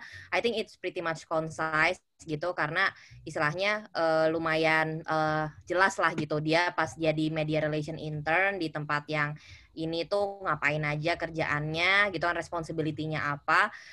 Terus udah gitu ini paling penting itu adalah period ya. Maksudnya kayak dia nyantumin tuh, dia dulu jadi media relation intern di Visinema Pictures itu dari September 2019 sampai Desember 2019 kayak gitu. Itu berguna sih gitu ya. Maksudnya biar kita tahu juga whether dia tuh terakhir bekerja atau latest experience-nya dia tuh pas kapan sih sebenarnya kayak gitu. Nah, terus the paling itu juga maksudnya secara layouting dia nggak terlalu banyak elemen elemental yang mencolok lah ya. Jadi ya rapih lah gitu. Yang tadi balik lagi, ini kan lebih ke teks gitu kan ya, maksudnya si CV-nya gitu. Jadi pretty much simple lah menurutku gitu. Dan ini lumayan preferable kok. Maksudnya kalau misalnya dari sisiku, aku juga pasti bakal rekomen lah gitu untuk si tipe-tipe CV yang seperti ini gitu. Kalau untuk sarannya nih untuk Hanindita Ashifa, kayak apa nih yang bisa ditambahkan atau mungkin dikurangi dari CV-nya ini sendiri gitu, untuk lebih mengelevate gitu dari CV-nya? Ini sih si personal description-nya itu. Jadi kayak ini ya. Maksudnya at one point I wanted to be an astronaut, then president. Now all I want to be is Parjavati. Maksudku sebenarnya hal kayak gini lucu sih buat dibaca gitu ya. Tapi again ini lebih kayak nice to have. Ini again bisa jadi memorable sih. Kan kata-katanya menarik ya. Gitu. Maksudnya kata-katanya menarik gitu. Tapi istilahnya mungkin pun kalau misalnya mau dihilangkan pun itu sebenarnya nggak masalah kok kayak gitu, karena ini dia lumayan rule of thumb juga sih, karena CV-nya itu kan si bagian experience-nya itu di bagian tengah ya, jadi istilahnya apa yang aku baca pun langsung ke bagian situ gitu loh, jadi pretty much to the point sih. Oke. Kalau dari Kak Lupita sendiri nih gimana dari CV Hanindita Ashifa, apa nih yang menarik dan stand out in a good way? Apa? Sebenarnya aku happy banget sih barusan Yovita mention soal opening sentence-nya dari Hanin ya. Betul. Ini benar-benar menunjukkan nih ke teman-teman audiens di sini bahwa recruiter itu memang punya taste masing-masing gitu. Jadi itu memang sesuatu yang unfortunate, tapi ya memang recruiter itu taste-nya masing-masing gitu. Tadi di balik layar kita memang sudah sempat discuss kira-kira CV yang mana nih yang mau kita bahas gitu. Dan aku memang orang yang ngasih CV ini nih, CV-nya si Hanin gitu. Sebenarnya apa sih yang pada saat pertama kali yang caught my attention pada saat aku lihat CV-nya Hanin ini sebenarnya kalimat ini gitu ya. Jadi kalimatnya unik menurut aku gitu ya. Jadi dan termasuk smooth juga ya, Yovita juga agree ya, dia cukup smooth untuk attention untuk Iya. ya aku kayak ngeliat, aku pada saat ini bisa aja nih Hanin, tapi oke lucu gitu. Aja nih, oke. Oke, ini mungkin untuk teman-teman yang mungkin pengen pakai layout, tadi seperti udah sempat di-mention sama Yovita ya, ini something yang aku rekomend, jadi nggak terlalu nggak heboh, tapi mungkin tetap ada creative elemennya, atau tetap ada fun, mungkin tetap kalian mau insert sedikit fun di resume kalian, ini salah satu yang bisa kalian apply, yaitu main warna, gitu. Terus kemudian untuk job responsibility-nya juga jelas, dia list semuanya, terus kemudian achievement-nya juga, jadi kita bisa lihat seberapa impactful, terus kemudian dari sini kita juga bisa lihat seberapa orangnya itu seberapa partisipatif lah, dia berpartisipasi di banyak kegiatan aktif gitu ya, itu kita juga bisa lihat dari situ. So far CV-nya clean, concise, mungkin untuk something yang aku akan rekomend, karena kalau aku lihat secara sekilas sepertinya dia akan apply untuk posisi kreatif gitu ya. Dan kalau kita scroll ke bawah, ini mungkin kalau aku lihat, boleh di scroll ke bawah lagi, Yova. Nah, ini portfolionya kayaknya ada warnanya, mungkin somehow sebenarnya bisa diklik ya, atau gimana gitu. Mungkin kalau memang nggak di-include, kalau aku sih mungkin aku akan include ya, barengan dengan CV ini gitu. Jadi kita juga bisa sekalian review portfolionya Hanin. Ini portfolionya clickable sih, berarti ini udah cukup concise dan sesuai gitu ya. Yes. Oke, dia mencantumkan portfolio yang clickable gitu. Meet expectation. Oke, oke. Ini kita next gitu ya, ke CV berikutnya nih. Dari Nurul Makfiroz gitu. Oke, mungkin dari kalau kita nih gimana? Apa yang bisa di-improve dari CV ini, dan apa yang sudah bagusnya bisa dicontoh juga oleh teman-teman yang sedang nonton gitu. Oke, Nurul, jadi kalau untuk Nurul ini mungkin boleh sambil di scroll ke bawah ya, Yova. Jadi sebenarnya aku memang sudah sempat review sebelumnya, Nurul ini punya impressive, extensive experience gitu ya. Jadi pengalamannya banyak banget. Internship-nya I think udah dia punya sekitar 3-4 pengalaman gitu ya. Ini yang aku bilang tadi teman-teman. Kalau misalnya menurut teman-teman nggak possible untuk push di satu halaman, teman-teman feel free to add more gitu. Nah ini memang dia buat Nurul CV-nya itu di 2 halaman, tapi bisa dilihat ya, ini CV-nya kelihatan penuh banget gitu. Jadi very worthy, dan jujur aja pertama kali baca tuh kayak langsung pusing gitu, karena kayak banyak banget, dan kayak recruiter lost focus gitu, kayak nggak tahu mesti fokus ke bagian yang mana gitu. Jadi di kiri ada, di kanan ada banyak kalimat, dan yang sebenarnya mungkin banyak yang bisa di-cut gitu. Nah, mungkin kalau ya gimana Yofi? Jadi caranya agar lebih concise, dan mungkin kalau emang mau ditambahin halaman lagi mungkin maksimal 3 gitu ya, udah mencukupi gitu. Dan ketika ditambah 3 halaman bisa di-cut juga nih untuk kalimat-kalimat yang kiranya kalimat-kalimat bumbu gitu ya, boleh untuk dihilangkan aja biar fokus rekruternya bisa langsung ke poinnya gitu. Oh iya Pak, mungkin boleh scroll ke atas.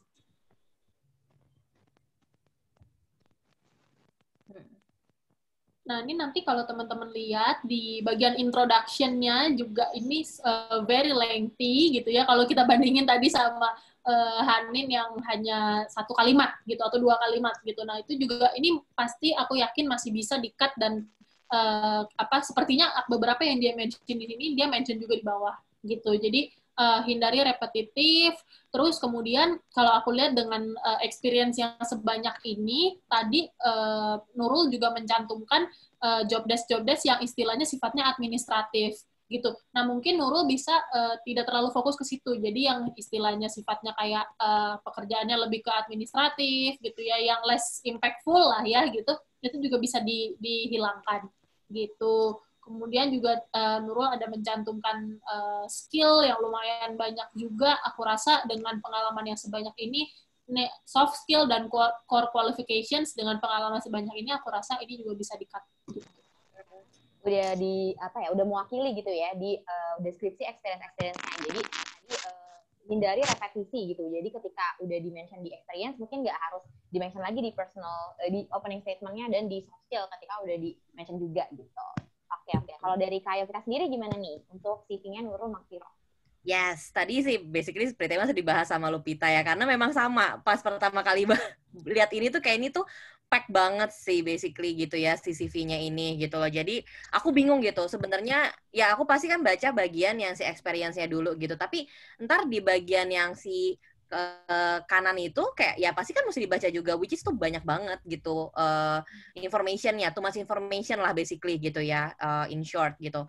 Nah apalagi yang tadi Lupita bahas, mungkin scroll ke atas, tolong ya Pak, yang bagian introduction itu, mungkin kan beberapa orang itu mau semacam kayak ngasih attachment cover letter gitu ya, ada juga yang enggak kayak gitu.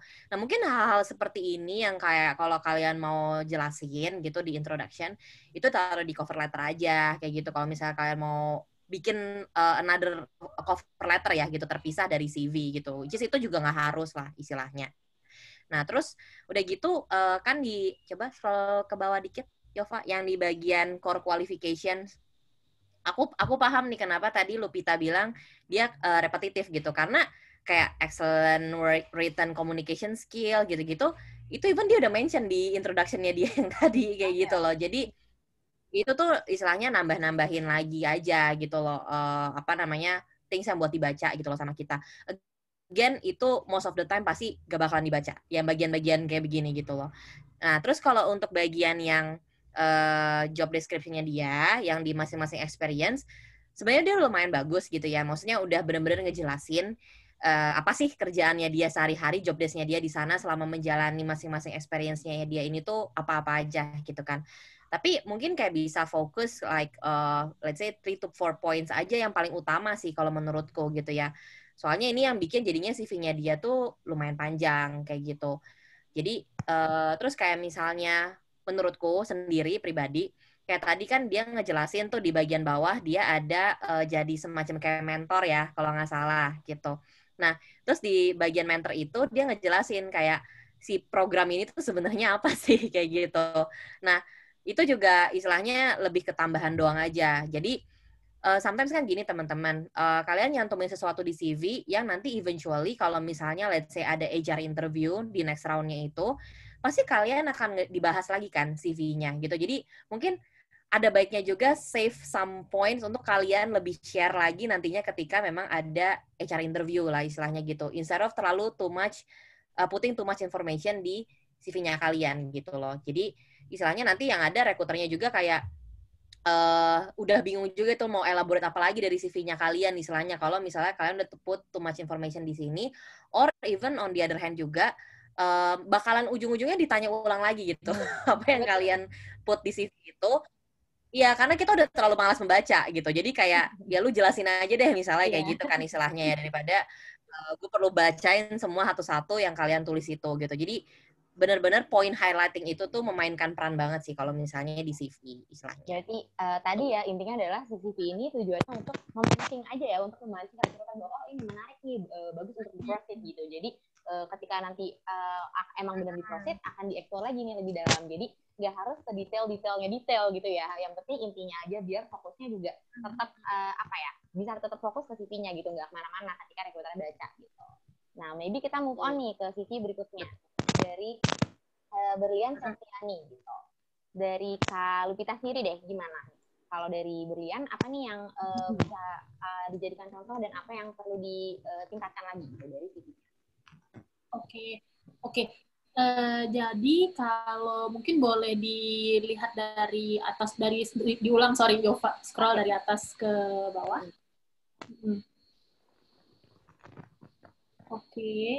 Oke, mungkin boleh stop di sini dulu ya. Oke.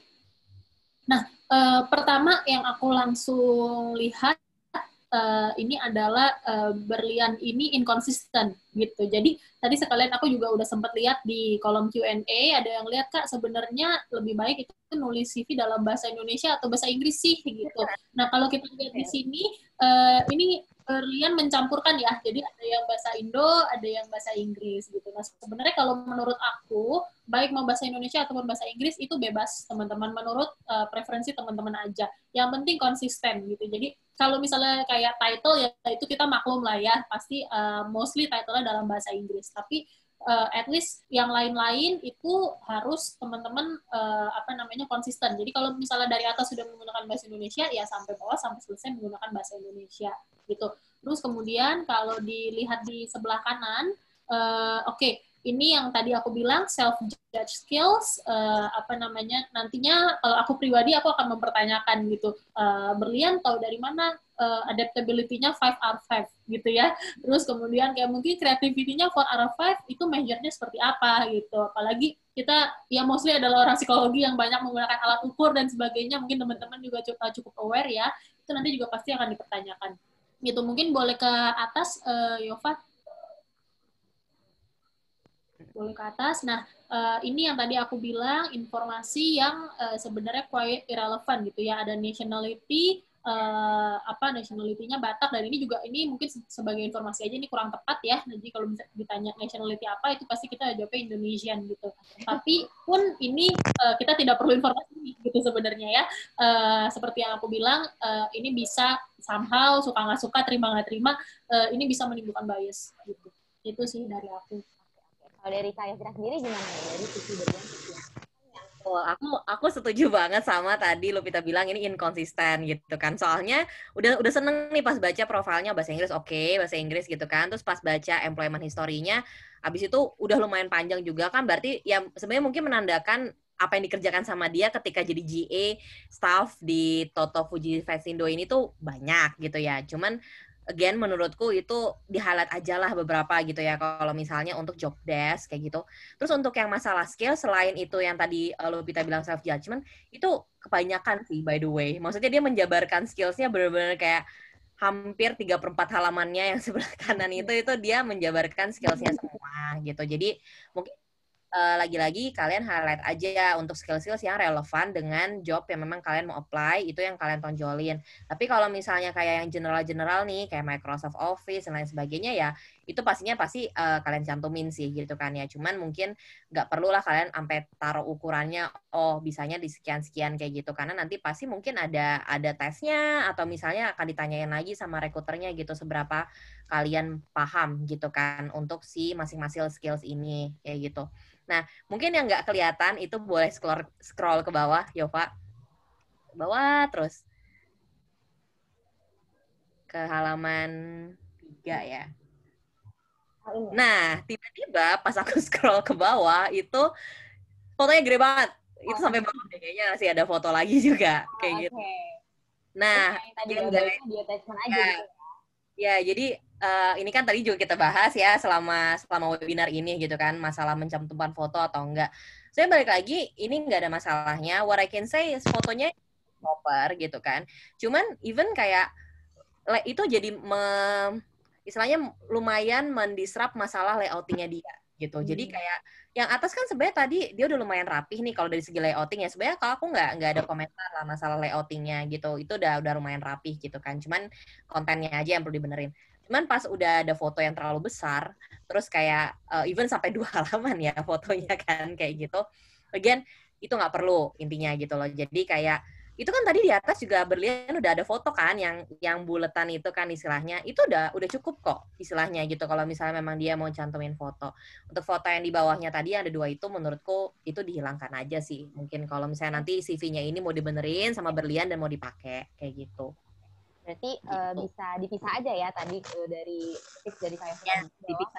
Oke, mungkin ketika mau meng-apply nih mungkin ke job yang minor gitu. Oke, emang itu nih foto diri, tapi bisa dipisah aja gitu ya dengan CV-nya. Jadi dijadikan attachment pisah gitu. Oke, dari kalau kita sendiri gimana nih Kak? Apa nih? Oh, tadi udah ya. Aku sampai lupa. Oke. Kita next buat CV yang terakhir nih, karena kita juga udah mau jam 8:30 nih ya, masih banyak nih pertanyaan yang belum terjawab gitu. Dari CV yang terakhir, dari Anissa Amalia Sareka.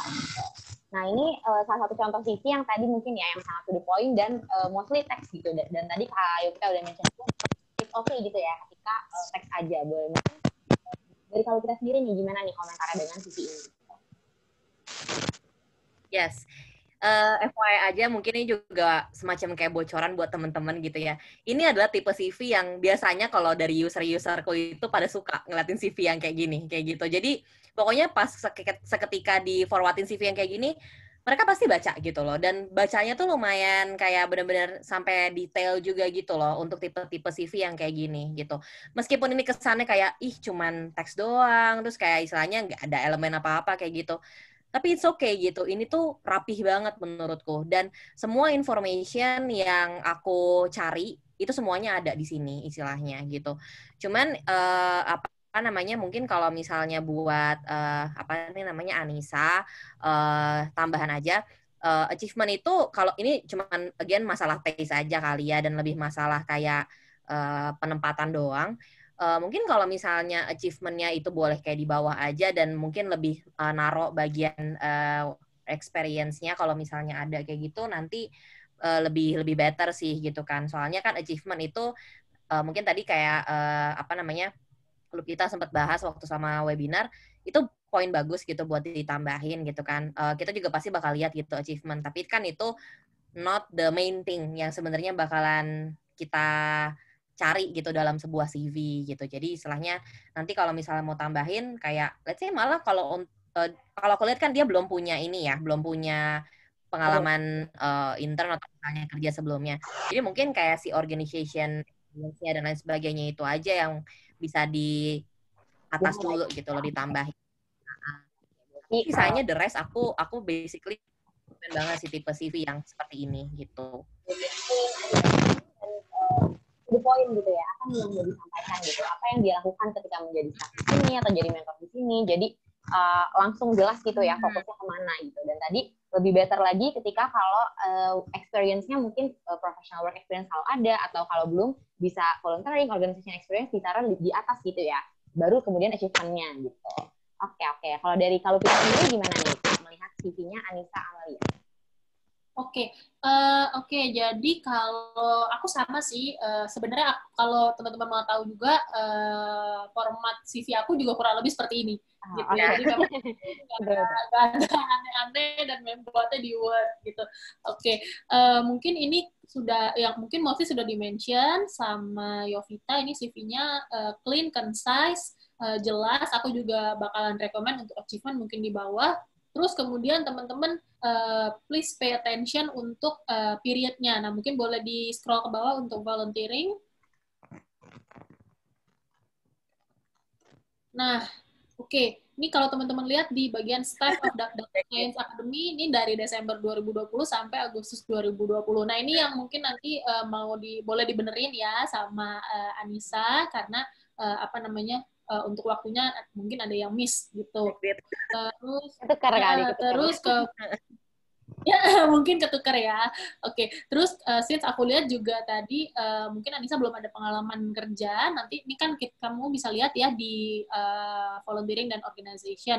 Mungkin let's say misalnya di yang kedua nih jadi mentor and 7 new faculty freshmen, mungkin bisa dicantumkan juga apa sih impact yang dibuat sama Anissa setelah mentor gitu. Aku juga sebelumnya punya pengalaman gitu ya untuk mentor gitu ya, dan aku pribadi mencantumkan gitu. Jadi grade-nya tuh improve by sekian persen gitu. Nah, itu mungkin juga bisa nge-hook si rekruternya. Jadi rekruternya bisa lihat dengan jelas apa achievement yang dicapai dari yang dikerjain sama Anissa. Kurang lebih sih seperti itu. Oke. Berarti tadi kurang lebih ada tambahan bahwa periode harus dilihat lagi ya detailnya. Mungkin lebih enak juga kalau in chronological order gitu ya. Mungkin dari yang paling lama sampai yang terbaru gitu. Dan kalau bisa sesuai gitu ya, maybe Agustus dulu baru Desember gitu ya, mungkin ini agak ketukar dikit nih Anissa.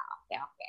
Sejauh ini mungkin udah bagus untuk format kayak gini gitu ya. Jadi dari 4 CV yang tadi udah tergambar lah ya untuk teman-teman yang nonton bahwa kira-kira yang bagus kayak apa nih, yang eye catching tapi tetap tidak menghilangkan fokus dari rekruter gitu. Nah, mungkin kita bisa masuk ke sesi Q&A karena kita udah waktunya udah tipis banget nih, mungkin kita bisa jawab 2-3 pertanyaan kali ya. Untuk dari Kak Lupita dan Kak Yovita sendiri, mungkin kita bisa lihat nih. Ada pertanyaan yang aku lihat dari yang paling banyak vote-nya gitu ya. Dari Andreas Novi Andika. Halo, aku mau tanya, bagaimana caranya menulis body email yang compact dan baik saat melamar sebuah position dalam sebuah perusahaan? di mana application requirement-nya mengharuskan job seeker menampilkan cover letter dalam bentuk attachment. Thank you. Nah, gimana nih? Karena pasti salah satu hal yang diperhatikan banget oleh job seeker gitu. Aduh, bener nggak ya? Terlalu formal nggak ya? Atau gimana? Menurut mungkin dari kayak kita gimana nih? Body email yang compact gitu. Oke. Body email atau si isi cover letternya ya yang ditanya by the way? Tadi kayaknya sih body email dan ketika dia mencantumkan CV dan cover letter gitu. Jadi body emailnya apa nih? Bagus. Basically sih mungkin sebenarnya nanti ujung-ujungnya apa yang bakal dia tulis di body email itu mirip sama cover letternya juga ya, kayak gitu kan. Cuman mungkin kayak cuman sekedar bilang aja kayak gini, hi, greetings to misalnya recruitment team of company apa, kayak gitu. My name is Yovita, misalnya I'm the final year student of misalnya university of mana, kayak gitu. Terus kayak gitu, I'm intended to apply to one of the opening position, misalnya as intern di company X kayak gitu, as intern apa misalnya kayak gitu kan. Nah, I believe kayak misalnya with my personal background and experiences, I will meet the criteria for this position. Misalnya kayak dulunya dia pernah ada intern juga sebelumnya, atau misalnya kalau misalnya belum pernah intern, mungkin kalau kayak di beberapa uni ada yang pernah jadi asdos atau misalnya apa kayak gitu. Jadi kayak things yang bisa di-highlight yang bisa membuat kita kayak oke, dia ngomong bahwa dari skill yang dia punya itu match sama requirement yang dia cari gitu kan. Itu oke gitu. Terus udah gitu udah tinggal highlight aja sih kayak apa namanya? Please review my resume and cover letter. And if you have any further questions, you can istilahnya always contact me, misalnya di reachable kontaknya dia di nomor berapa, misalnya kayak gitu. Jadi body email sebenarnya nggak perlu panjang-panjang sih, karena kan ujung-ujungnya nanti bakal dibaca sih attachment-nya juga. Paling kayak gitu aja sih. Oke, berarti di body email itu lebih ke introduction dan poin yang dijual gitu ya. Poin-poin menjual ya.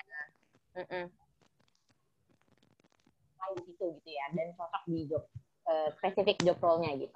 Kalau dari Kalupita gimana nih body email yang tepat gitu? Apa sih gimana biar bisa?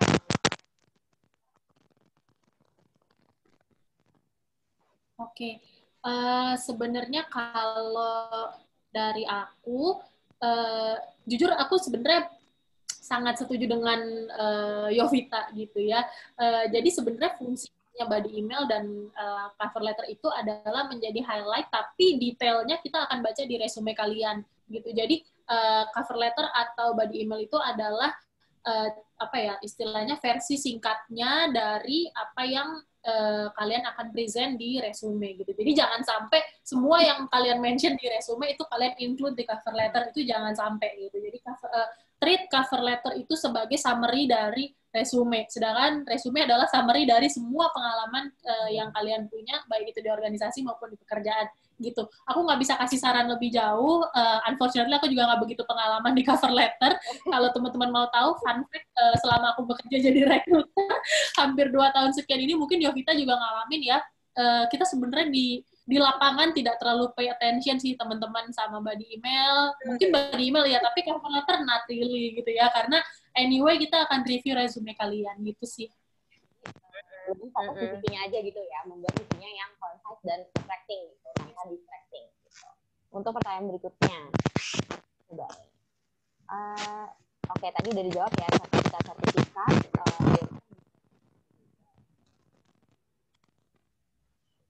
Oke. Mungkin ada yang tanya jadi nanti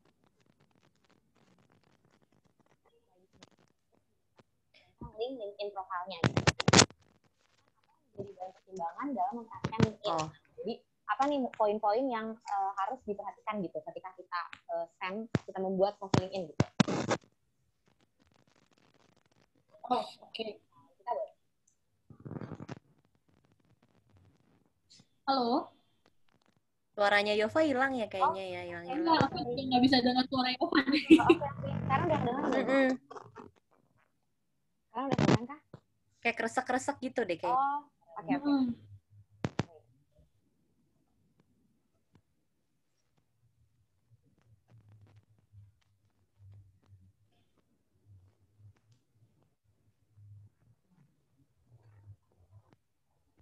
Oke.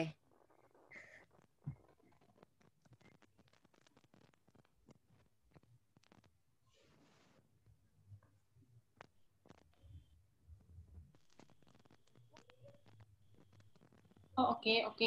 Jadi pertanyaannya apa sih apa yang menjadi bahan pertimbangan HR dalam memperhatikan LinkedIn? Oke, jadi mungkin teman-teman buat yang belum familiar dengan LinkedIn ya, jadi kadang aku masih suka ngeliat nih, jadi kalian hanya mencantumkan title-nya, tapi tidak mencantumkan kayak job description-nya apa sih yang dikerjain gitu. Nah, terkadang ini juga akan mempersulit kita dalam menganalisa gitu, kira-kira soalnya kadang gini, ada yang title sama tapi ternyata job desk-nya bisa beda jauh gitu. Sebagai contoh misalnya product manager gitu. Product manager di company A, product manager di Mekari belum tentu ngerjain hal-hal yang sama dengan project manager di Cermati gitu teman-teman. Nah jadi jangan hanya mencantumkan si title-nya, tapi make sure to include all job description-nya gitu ya, of course yang relevan dan keep it clean and concise gitu. Kemudian seperti yang sempat di-mention sama Yovita juga, make sure di LinkedIn, baik di LinkedIn dan di resume itu up to date gitu. Jadi kalau misalnya teman-teman ada pengalaman baru, experience baru gitu ya, make sure untuk kalian selalu update LinkedIn kalian gitu. Karena kita mengacu pada informasi yang ada di sana gitu. Oke, paling kalau aku mau tambahin, sometimes ada juga kayak orang itu di LinkedIn ada yang nyantumin foto, ada yang enggak. Ini cuman again masalah taste sama preferensi lah ya jatuhnya.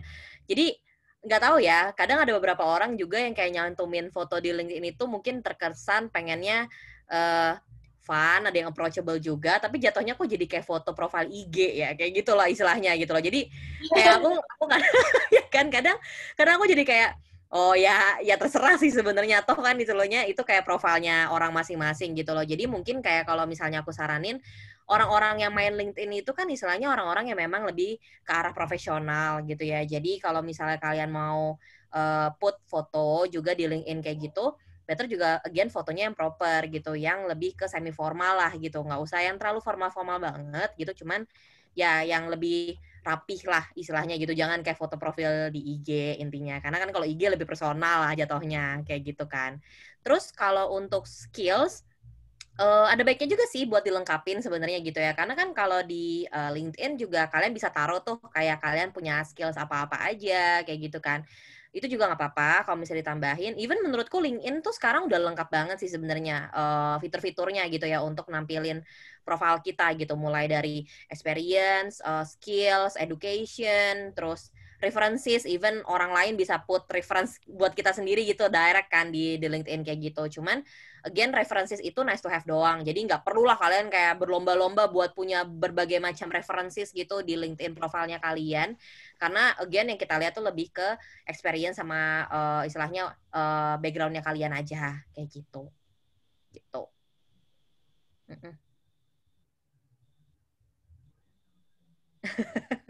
Iya.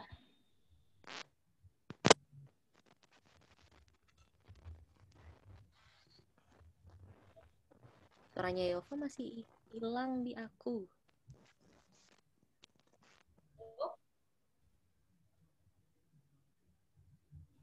Iya, aku sebenarnya mau nambahin aja sih, aku tadi setuju banget sama yang di-mention sama Yovita soal foto. Nah ini teman-teman, kalau foto di resume dan di LinkedIn itu saran yang kita berikan berbanding terbalik gitu. Jadi kalau di LinkedIn aku rekomend untuk add foto ya gitu, karena kalau misalnya di LinkedIn nggak ada fotonya, kita juga malah jadi kenapa nih nggak ada fotonya di LinkedIn gitu. Jadi sebisa mungkin teman-teman boleh add foto kalian yang proper, sekali lagi seperti yang di-mention sama Yovita di LinkedIn gitu.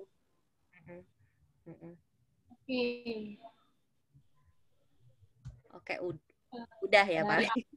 Iya, dari aku sih cukup. Mungkin dari Yovita ada tambahan? Udah, aku juga udah cukup kok so far. Oke, kalau gitu mungkin Yova masih mati ya mic-nya? Baik, oke. Oke, kalau gitu aku take over aja deh. Aku mau mengucapkan terima kasih buat teman-teman yang malam ini sudah menyempatkan ya di after office hour gitu ya, untuk sama-sama kita belajar di sini untuk untuk belajar gimana sih caranya membuat CV yang baik gitu. Mohon maaf juga kalau kita belum sempat untuk menjawab semua Q&A-nya. hopefully apa yang kita share tadi sudah menjadi good insights ya buat teman-teman juga gitu. Nggak lupa aku mau ngucapin terima kasih juga buat Yovita hari ini yang sudah menyempatkan waktunya habis kerja ya untuk mau share sedikit banyak pengalamannya lah ya selama jadi recruiter. Kita appreciate banget waktunya dari Yovita. Semoga kita bisa ketemu di lain waktu ya. Oke, kalau gitu terima kasih banyak teman-teman untuk acara Mekari Talks Deep Dive. Itu kita selesai di sini. Terima kasih teman-teman. Selamat malam. Malam, thank you semua.